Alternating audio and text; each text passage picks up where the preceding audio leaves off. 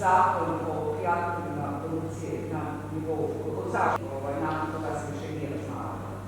Kasnije imamo druge zakone, zakon o zdravstvenoj zaštiti Republike Srpske Federacije.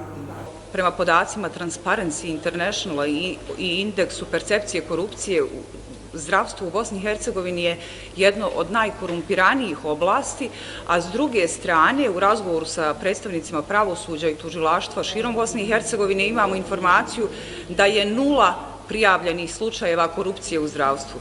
Dakle, imamo taj jedan disbalans u informacijama. Bosna i Hercegovina je najkorumpiranija kada je u pitanju zdravstvo, a s druge strane nemamo slučajeve prijavljene korupcije, posebno na relaciji zdravstveni radnik-pacijent. Prijavitelji korupcije nemaju nikakvu zaštitu. Kada prijave korupciju, njihov život se bukvalno pretvara u pakao, dobiju otkaz, trpe mobing na poslu i tako dalje.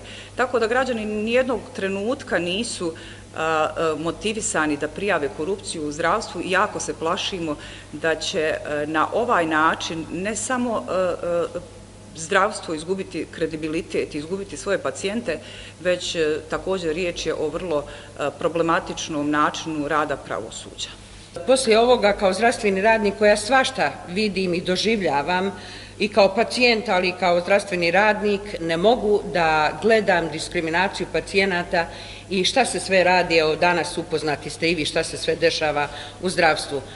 Ljudi trebaju da se ohrabre i da prijave. Evo danas smo imali jedan slučaj kada je jedna gospođa iz Mostara zamolila mene i gospođu Spahić da je saslušamo bar malo koji je problem imala sa svojom majkom koja je umrla.